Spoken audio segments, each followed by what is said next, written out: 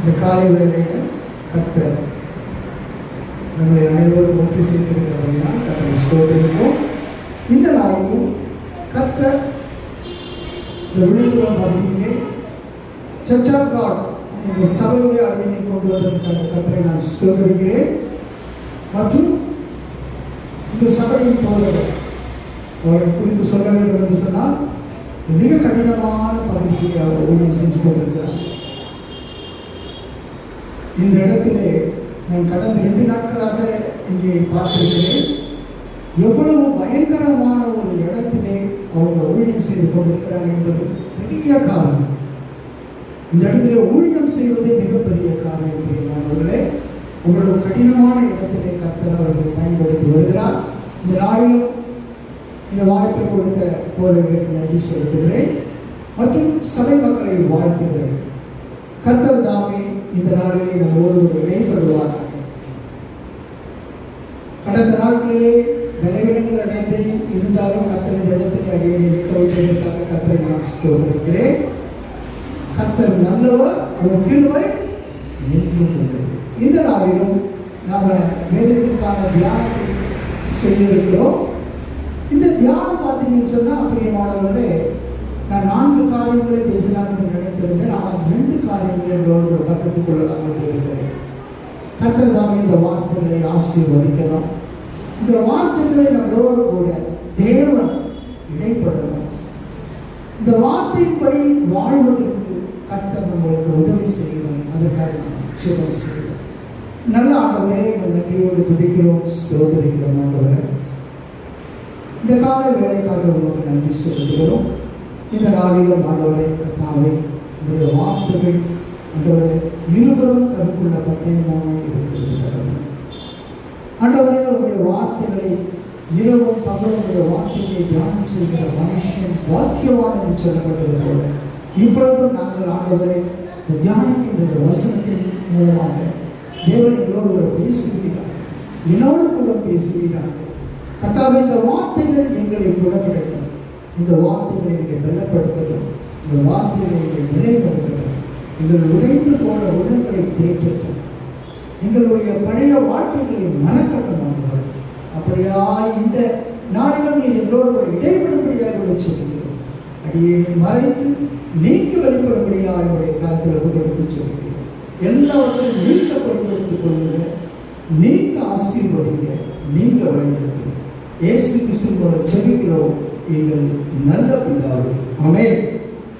இந்த நாளிலும் பார்த்தீங்கன்னு சொன்ன பிரியமானவர்களே, 4 காரியங்களை உங்களோடு கூட பகிர்ந்து கொள்ள வேண்டும் என்று இருந்தேன். ஆனாலும் நேரத்தை கருதி 2 காரியங்களை உங்களோடு கூட நான் பகிர்ந்து கொள்ளலாம் இருக்கிறேன். இந்த நாளிலும் பார்த்தீங்கன்னு சொன்னா நம்முடைய வாழ்க்கையிலே அநேக காரியங்களை நாம் நினைத்துக் கொண்டே இருக்கிறோம். நம்முடைய வாழ்க்கை எப்படி போக போகிறது, நம்முடைய குடும்பத்தின் எதிர்காலம் என்ன ஆக போகிறது என்று சொல்லி நாம் பல காரியங்களை நினைத்து கொண்டிருக்கோம். எப்பொழுதோ நடந்த காரியங்களை குறித்து நினைத்து கொண்டிருக்கோம். நம்முடைய வாழ்க்கையில பல சில காரியங்கள் நடந்து விட்டதே என்று சொல்லி நாம் நினைத்துக் கொண்டிருப்போம். அதெல்லாம் நம்மளை என்ன செய்யும் என்று சொல்லி பார்த்தீங்கன்னு சொன்ன பிரியமானவர்களே, நம்மளுடைய எண்ணங்களை குழப்புகிறதா, நம்முடைய வாழ்க்கையிலே அது நம்மை மனமறிய செய்கிறதா இருக்கும். அதனாலதான் என்ன சொல்லப்பட்டிருக்கு, மனோவுக்கும் ஆவியை முறித்து போடும், மன மகிழ்ச்சியோ நல்ல ஔஷதம். இந்த நாளிலும் நம்முடைய குடும்பங்களை குறித்தோ அல்லது பிள்ளைகளை குறித்தோ அல்லது வேலை ஸ்தலத்தை குறித்தோ நாம் கவலைப்பட்டிருக்கிறோம். ஆனால் கர்த்தர் என்ன நினைக்கிறார் என்று பார்த்தீங்கன்னு சொன்ன பிரியமானவர்களே, நம்முடைய வேதனைகளை குறித்து அவர் கவலைப்படவில்லை, எல்லாவற்றையும் இன்னைக்கு விலகுங்கள் என்றுதான் சொல்லுகிறார். இந்த நாளிலும் நாம் அதை குறித்து தியானிக்க இருக்கிறோம். பிரியமானவர்களே, நம் குடும்பத்திலே, நம்முடைய வாழ்க்கையிலே, நம்முடைய சூழ்நிலையிலே நாம் என்ன செய்து கொண்டிருக்கிறோம்? பல போராட்டங்களின் மத்தியிலே வாழ்ந்து கொண்டிருக்கிறோம், பல பிரச்சனையின் மத்தியிலே வாழ்ந்து கொண்டிருக்கிறோம். இதிலிருந்து நாம் எப்படி வெளியே வர வேண்டும்? இதை குறித்து தான் நாம் இன்றைக்கு தியானிக்க இருக்கிறோம். பிரியமானவர்களே, முதலாவதாக நாம் பார்க்க இருக்கிற பார்த்தீங்கன்னு சொன்ன பிரியமானவர்களே 2 காரியங்கள். இந்த 2 காரியங்களை பார்த்தீங்கன்னு சொன்னா ஏசாயா 43வது அதிகாரம் 18வது வசனத்தை நாம் வாசிப்போம். ஏசாயா 43:10. முந்தினவைகளை நினைக்க வேண்டாம், முந்தினவைகளை நினைக்க வேண்டாம், பூர்வமானவைகளை சிந்திக்க வேண்டாம், பூர்வமானவைகளை சிந்திக்க வேண்டாம். இதோ அந்த 18 வசனம் போகும். முந்தினவைகளை நினைக்க வேண்டாம், பூர்வமானவைகளை சிந்திக்க வேண்டாம். முதலாவது ஆண்டவர் என்ன சொல்றாரு? முந்தினவைகளை என்ன பண்ணலாம்? நினைக்கவே கூடாது. முதலாவது நாம் என்ன பண்ணணும்னு சொன்னா, பழைய வாழ்க்கையை கலைந்து போடுகிறவனாக இருக்கிறோம். பழைய வாழ்க்கையை குறித்தே யோசித்துக் கொண்டு நாம் இருக்கக்கூடாது. நமக்கு இப்படி நடந்துள்ளதே என்று முந்தினவைகளை நினைக்க வேண்டும். இந்த முந்தினவைகள் என்று சொல்லப்படுவது என்ன அப்படின்னு நம்ம பார்க்கும்போது பார்த்தீங்கன்னா பெரியவாளர்களே, அந்த முந்தினவைகள் யார்? அந்த முந்தின மனுஷன் யார் என்று சொல்லி நாம் சற்று சிந்தித்து பார்க்க வேண்டும். அந்த முந்தினவைகளை நாம் நினைக்கும் பொழுது நம்முடைய வாழ்க்கையிலே நாம் முன்னேறி செல்ல முடியாது. புதியவைகளை நாம் காண முடியாது. நம் குடும்பத்திலே புதியவைகளை காண வேண்டும் என்று சொன்னால் நாம் என்ன செய்ய வேண்டும்? முந்தினவர்களை மறக்க வேண்டும். என் பையன் இப்படி செஞ்சுட்டான், என்னுடைய மனைவி இப்படி செஞ்சுட்டான், என்னுடைய கணவர் இப்படி செஞ்சுட்டான், என் பக்கத்து வீட்டுக்காரர் இப்படி செஞ்சுட்டான், என் எதிர் வீட்டுக்காரர் இப்படி செஞ்சுட்டான், எங்க குடும்பத்தார் எனக்கு செய்வதை செஞ்சுட்டாங்க. இதை குறித்து நாம் நினைத்துக் கொண்டிருக்க வேண்டிய அவசியம் இல்லை. அதை தான் ஆண்டவர் சொல்லுகிறார். முந்தினவர்களை நினைக்க வேண்டாம், பூர்வமானவர்களை. பூர்வமானவர்கள் என்ன என்று பார்க்கும்போது நாம் பார்க்க இருக்கிறோம். பூர்வமானவர்களை சிந்திக்க வேண்டாம். பூர்வமானவர்கள் தான் பழையவர்கள். அப்ப இன்றைக்கு நாம் பார்க்க வேண்டியது பழைய காரியங்களை குறித்து மறப்பதை குறித்து பார்த்திருக்கிறோம். இப்ப 1 கொரிந்தியர் 15:45 வாசிப்போம். அந்தபடியே முந்தின மனுஷனாகிய ஆதாம் ஜீவாத்மாவானான் என்று எழுதி இருக்கிறதே. என்ன சொல்லப்பட்டிருக்கிறது?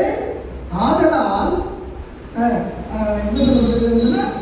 15:45. அந்தபடியே முந்தின மனுஷனாகிய ஆதாம் ஜீவாத்மானான் என்று எழுதி இருக்கிறதே. சொல்லப்படுவது பார்த்தீங்கன்னு சொன்னா, இந்த நாளிலும் நாம் இதை குறித்து தியானிக்க இருக்கிறோம். அந்தபடியே முந்தின மனுஷனாகிய ஆதாம். இப்போ ஆதாமுடைய எண்ணங்கள் என்ன? இந்த ஆதாமுடைய வாழ்க்கை என்ன? இந்த ஆதாம் எப்படிப்பட்டவர்? இந்த ஆதாம் எப்படி உருவாக்கப்பட்டார்? இந்த ஆதாம் மண்ணிலிருந்து எடுக்கப்பட்டவர். இன்னைக்கு நம்முடைய வாழ்க்கையிலே மண்ணிலிருந்து எடுக்கப்பட்ட அந்த ஆதாமுடைய வாழ்க்கையை குறித்து நினைத்துக் கொண்டு இருக்க வேண்டாம். அது மண்ணான வாழ்க்கை. அல்லேலூயா. அது என்ன வாழ்க்கை? மண்ணான வாழ்க்கை. அந்த மண்ணான மனிதனை நீ நினைக்க வேண்டாம். முந்தினவர்களை நினைக்க வேண்டாம். பூர்வமானவர்களை சிந்திக்க வேண்டாம். என்ன சொல்றார் ஆண்டவர்? இதோ பெரிய காரியத்தை செய்கிறேன் என்று சொல்கிறார். அல்லேலூயா, அல்லேலூயா என்று எழுதியிருக்கிற பிந்தின ஆதாம் பார்ப்போம். நம்ம முதலாவது முந்தின ஆதாம். அந்த முந்தின ஆதாமுடைய குணங்களாகிய அந்த பழைய காரியங்கள், அந்த பழைய மனிதனாகிய அவருடைய வேஷத்தை கலைந்து போட வேண்டும். இப்பொழுது நாம் எப்படிப்பட்ட ஒரு மனிதனாக மாற வேண்டும் என்று சொல்லி தேவன் விரும்புகிறார். பழைய மனிதனாகிய அந்த ஆதாமை கலைந்து கொள்ளும் பொழுது நமக்குள்ளே புதிய மனிதன் வர இருக்கிறார். அல்லேலூயா. இந்த நாளில் பழைய மனிதனை கலைந்து போட வேண்டும். அந்த பழைய மனிதனாகிய அந்த ஆதாமை உடைய குணங்களை நாம் கலைந்து போட வேண்டும். பதில் சிறப்புரியமானவர்களே, இந்த 1 கொரிந்தியர் 5:8 வாசிப்போம். ஆதலால் பழைய புளித்த மாவோடு அல்ல,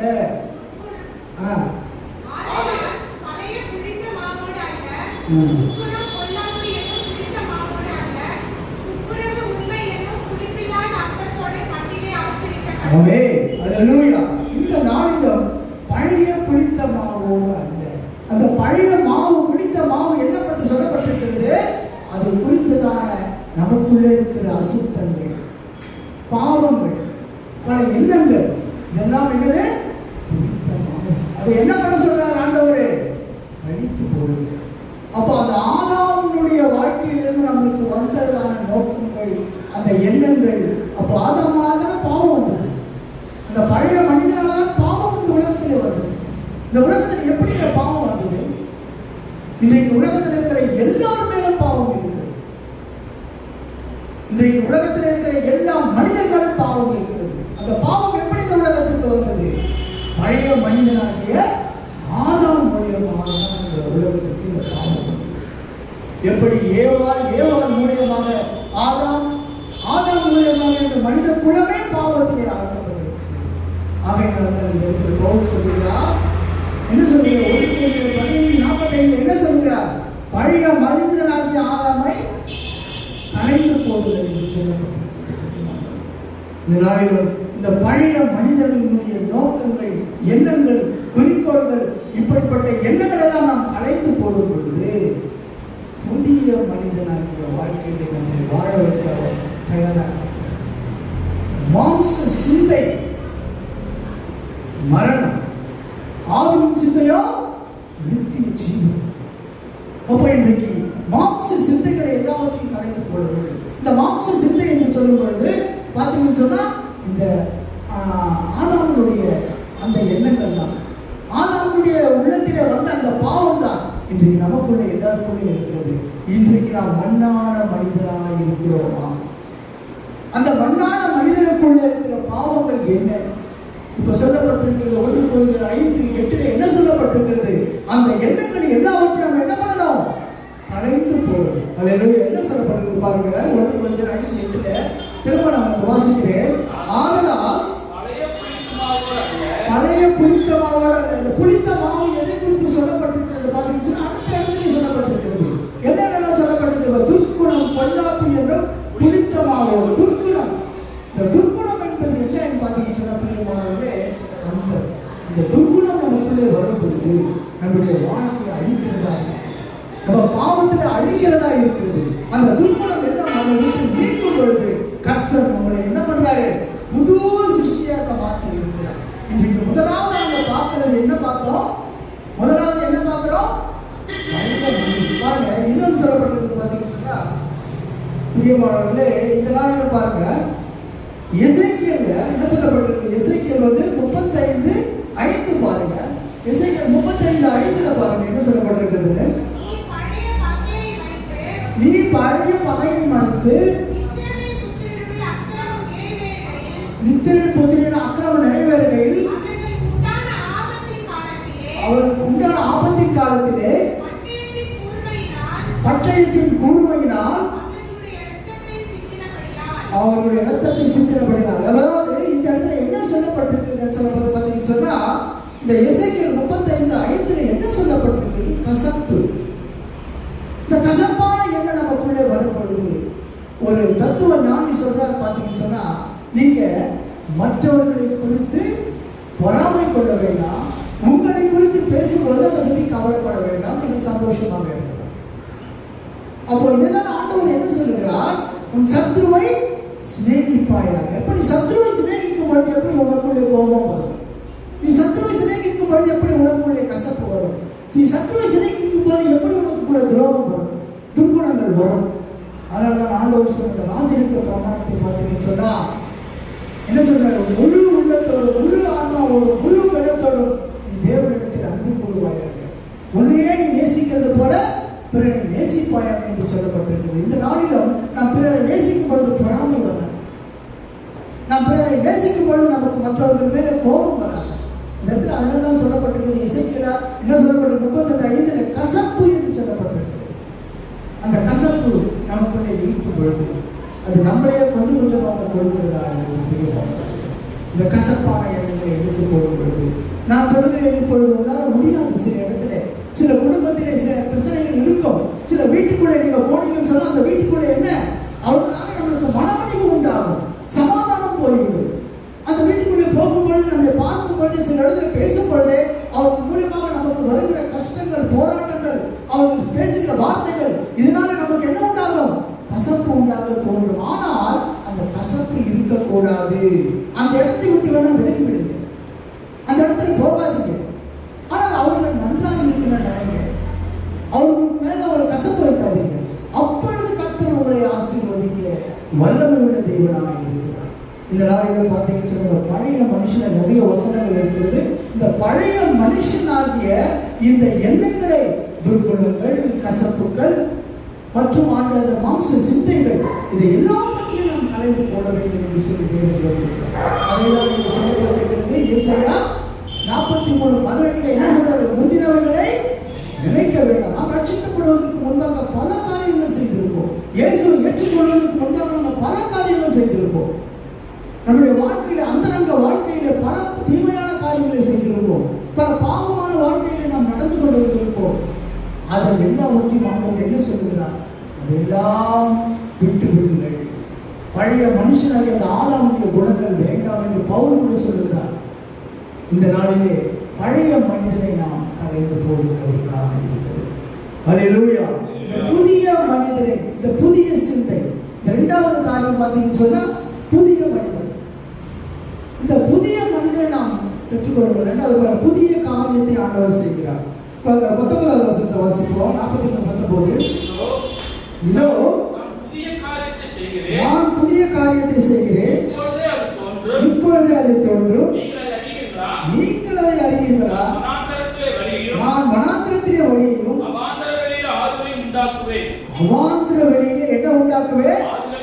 ஆறுகளையும் உண்டாக்குவேன். இன்றைக்கு பிரியமானவர்களே, என் குடும்பம் அவ்வளவுதான். என் பிரச்சனையிலிருந்து நான் வெளியில வர முடியாது. நான் இப்படிதான் நான் இருக்க வேண்டுமா? என்னுடைய ஊழியம் இப்படிதான் இருக்க வேண்டுமா? அல்லது குடும்பம் இப்படிதான் இருக்க வேண்டுமா என்று சொல்லி நாம் நினைத்து கொண்டிருக்கலாம். அல்லேலூயா. இந்த நாளிலும் புதிய காரியத்தை கற்றுக் கொடுக்கிறவராக இருக்கிறார். அல்லேலூயா. பழைய மனிதனை அதனால் தான் ஆண்டவர் என்ன சொல்லுகிறார்?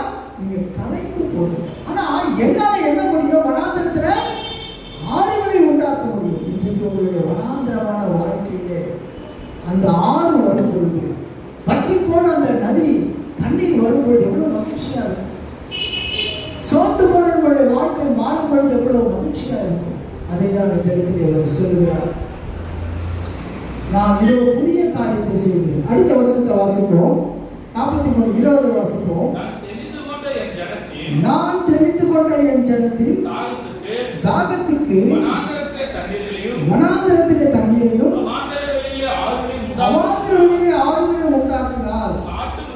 காட்டு மிருகங்களும் வலு சிற்பங்களும் கோட்டான் குஞ்சுகளும் என்னை கரம் கொண்டோம். இந்த இடத்திலே சொல்லப்பட்டிருக்கிறது. இந்த ஆறு என்பது என்ன? இந்த ஆறு என்பது என்ன?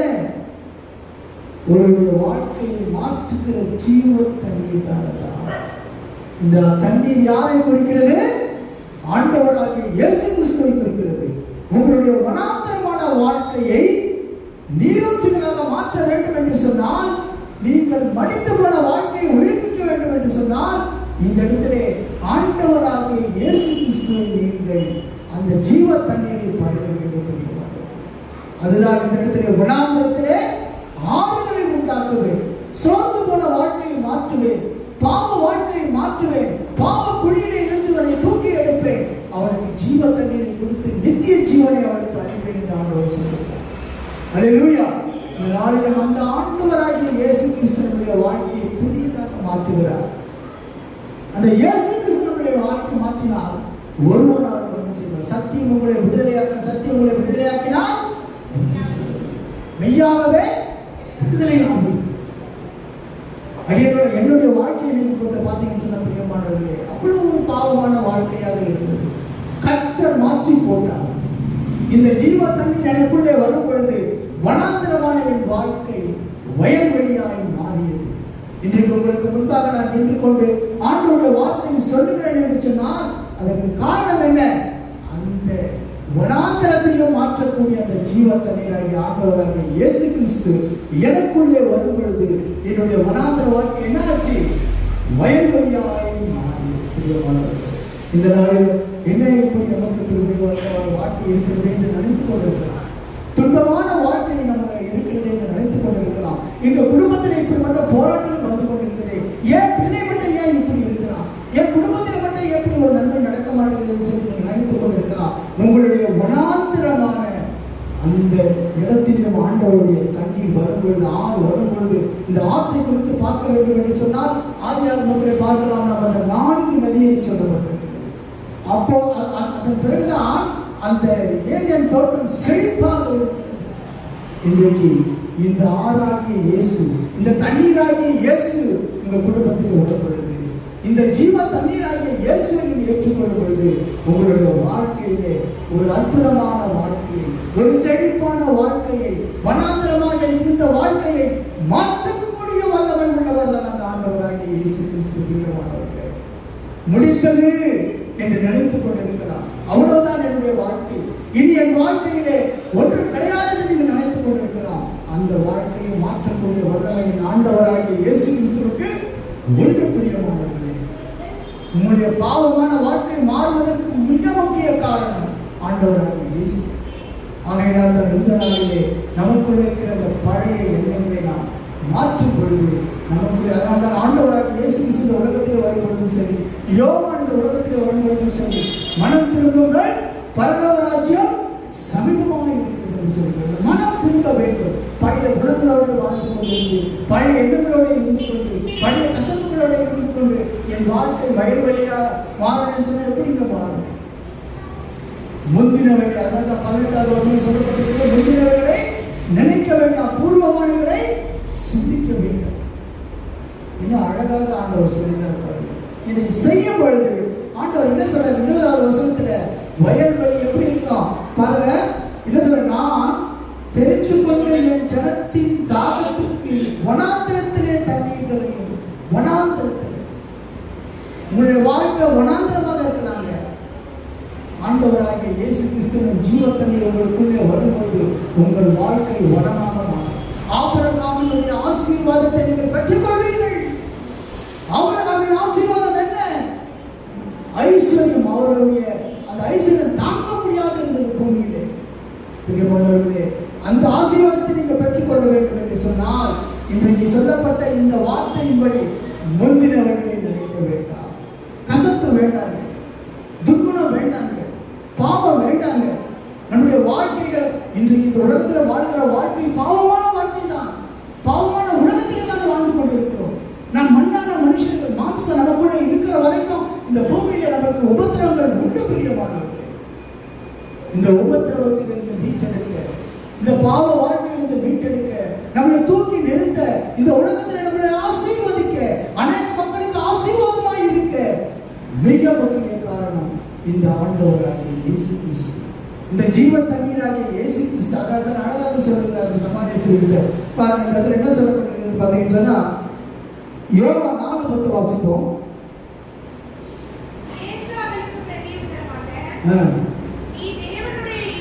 நீ தேவனுடைய ஈவையும்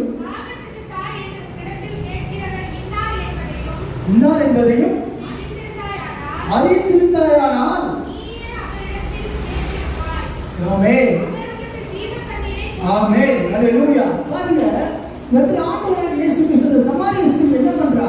அவன் சாதாரணமாக நினைத்துக் கொண்டிருக்கிறார், வெறும் தண்ணீர் நினைத்துக் கொண்டிருக்கிறார், குடிக்கிறதுக்கு தண்ணீர் நினைத்துக் கொண்டிருக்கிறார், அந்த தாகத்திற்கு தண்ணீர் நினைத்துக் கொண்டிருக்கிறார். ஆண்டவர் எதை குறித்து நினைத்துக் கொண்டிருக்கிறார்?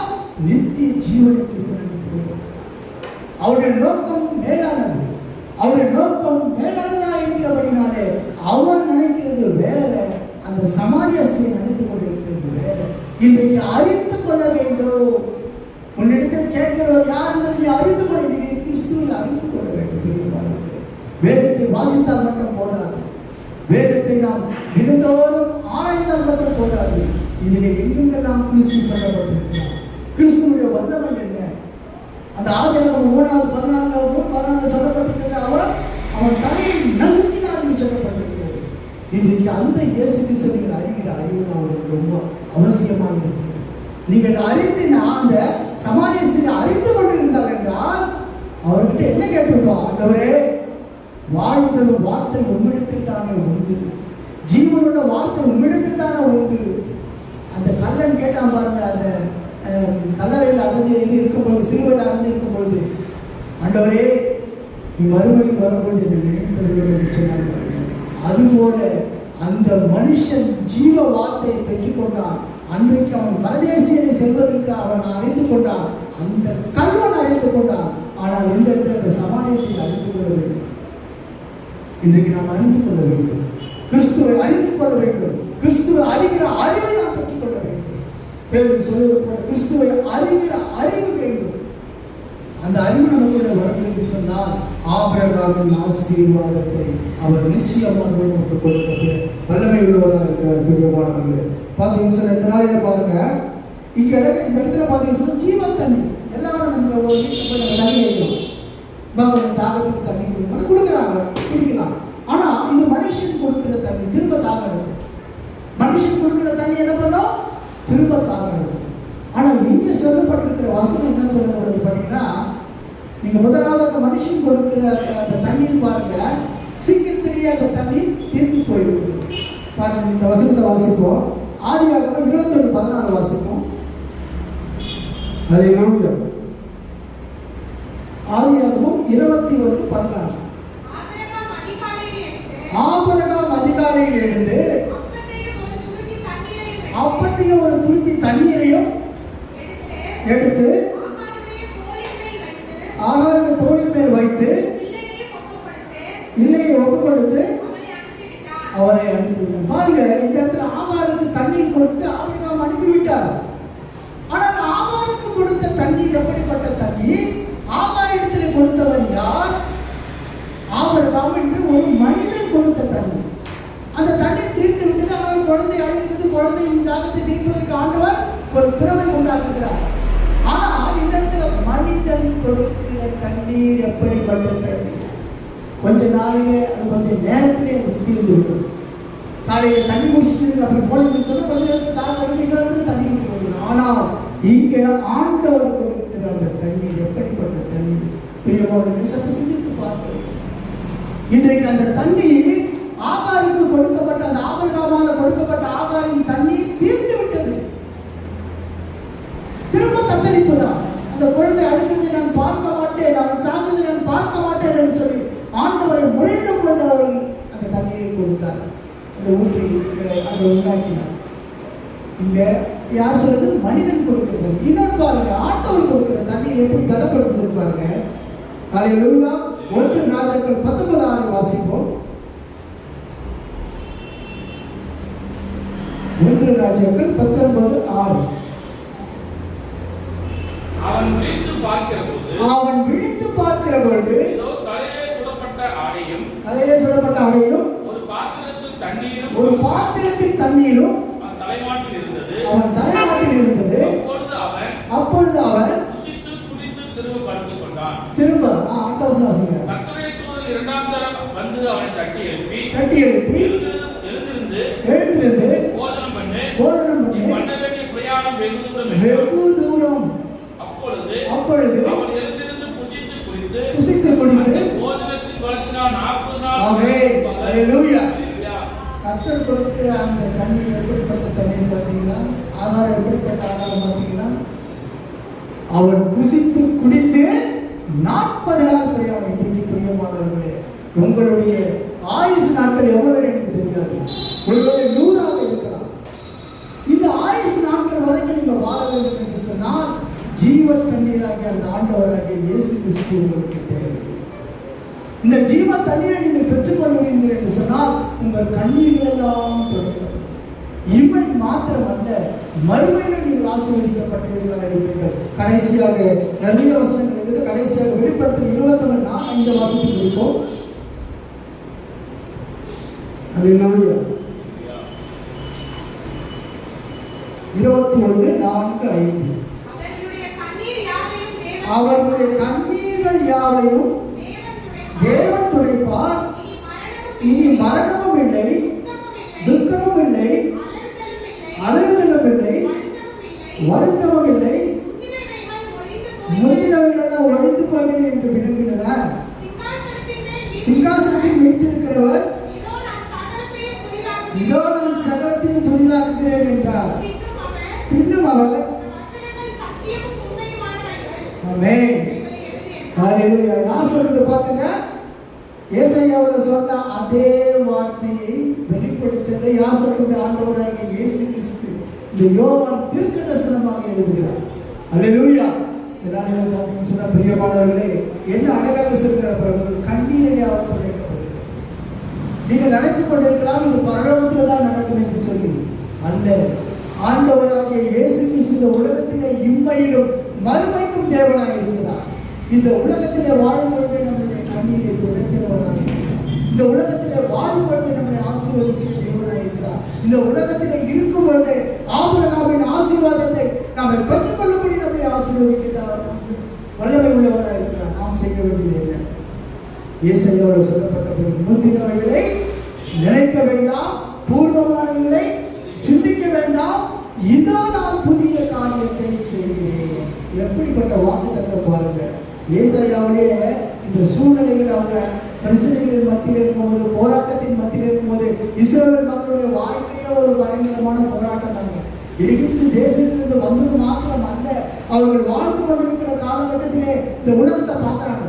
இன்னைக்கு நாம இந்த உலகத்தை பார்க்கிறோம். அவங்க போல நம்ம இருக்கணும்னு வாழ நினைக்கிறோம். ஆண்டவர் நம்முடைய துன்பத்தை கொண்டு வருகிறபடியா பிசாசு வருகிறார். ஆண்டவர் திரும்ப என்ன பண்றாரு? நம்மளை தூக்கி எடுக்கிறார். அதனால இந்த நியாயாதிபதிகளில் சொல்லப்பட்டிருக்கிறது, அவர்கள் ஆண்டவரோடு கூட இருக்கும் பொழுது ஆசீர்வாதமாக இருக்கிறார்கள், ஆண்டவரை விட்டு விலகும் பொழுது போராட்டத்துக்குள்ளே மாற்றிக் கொள்கிறார்கள். இன்றைக்கு நாம் எப்படி இருக்கிறோம் பிரியமானவர்கள்? இந்த உலகத்தை பார்த்து கொண்டிருக்கிறோம். உலகத்திற்கு ஒத்த வேஷம் தயாரிங்கள் என்று ஆண்டவர் சொல்லுகிறார். இன்றைக்கு நாம் ஆண்டவருடைய பிள்ளையாக இருக்கும் பொழுது ஆபிரகாமின் ஆசீர்வாதத்தை பெற்றுக்கொண்டு சுதந்திரித்துக் கொண்டு ஆசீர்வாதமாக இருப்பது நிச்சயம் பிரியமானவர்கள். அல்லேலூயா.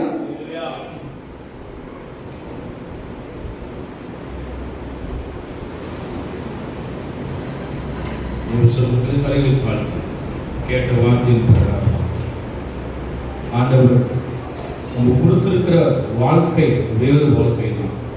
முந்தினவைகளை நீங்கள் நினைக்க வேண்டாம், பூர்வமானவைகளை சிந்திக்க வேண்டாம். ஆண்டவர் ஒரு புதிய காரியத்தை செய்ய போகிறார். அல்லேலூயா.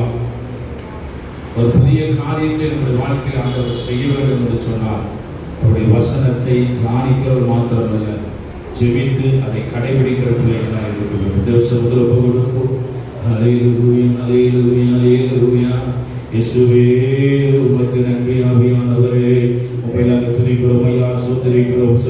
இதோ நான் சகலத்தையும் புதிதாக்குறேன் என்று சொன்னவர் கர்த்தருடைய குடும்பத்திலே கர்த்தர் ஒரு புதிய காரியத்தை கர்த்தர் செய்ய போகிறார். கர்த்தர் ஒரு புதிய காரியத்தை நம்முடைய வாழ்க்கையில கர்த்தர் செய்ய போகிறார். தேவசமுத்திர கொடுப்போமா. அல்லேலூயா, அல்லேலூயா, அல்லேலூயா, அல்லேலூயா, அல்லேலூயா.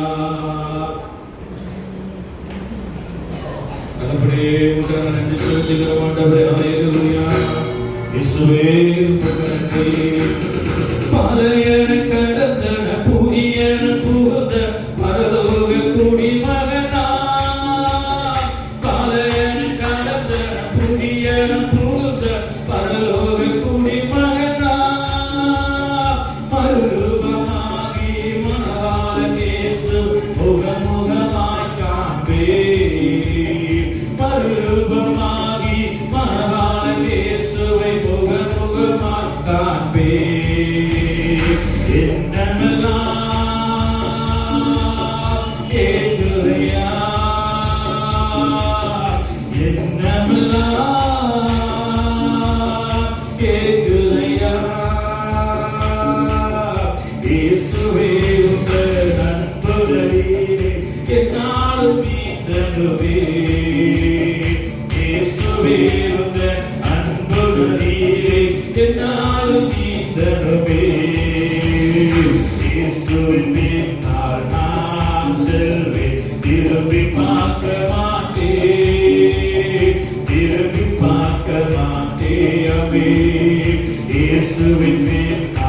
என்னுடைய வாழ்க்கையில இருக்கிற எல்லா பழைய எல்லாம் கடந்து போயின கர்த்தர் வாழ்க்கையில் புதிய காரியத்தை செய்திருக்கிறார் என்று சொல்லுகிற விசுவாச பிள்ளைகள் தேவ சமூகத்தில் விருதியின் ஆழத்திலிருந்து ஆண்டவரே நீர் வாழ்க்கையில் செய்த நன்மைகளுக்காக உமக்கு நன்றி ஆண்டவரே, நீ செய்த அற்புதங்களுக்காக உமக்கு நன்றி அப்பா, நீ செய்த அதிசயங்களுக்காக உமக்கு நன்றி ஆண்டவரே.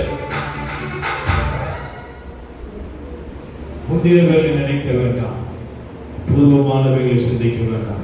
என்னோட வாழ்க்கையில் இருக்கிற முந்தின காரியத்தை நினைக்கலாண்டவர்கள், பழைய காரியத்தை நினைக்கலாண்டவர்கள். என் புதிய காரியத்தை செய்வீங்க, என் குடும்பத்தில் நன்மையான காரியங்களை செய்வீங்க.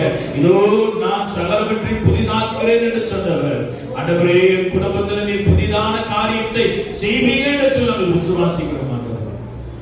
நான் அதற்கு தடையா இருப்பேன் என்று சொன்னார். ஒரு விஷயத்தை மன்னித்து ஆண்டவரே நீங்க பொறுப்படுத்துங்க என்று சொல்லி ஒப்பு கொடுங்க. கர்த்தர் பெரிய காரியங்களை செய்ய போகிறார். ஒரு புதிய காரியத்தை செய்ய போகிறார். என் குடும்பத்தின் நன்மைக்கு நான் தடையா இருக்கிறேன் என்று சொல்லி, ஆண்டவரே நான் தடையா இருக்கிறேன் என்று சொன்னால் ஒரு விஷயத்தை மன்னித்து என்னை கழுவி உமக்கு என்னை பரிசுத்தப்படுத்துங்க ஒப்பு கொடுங்க.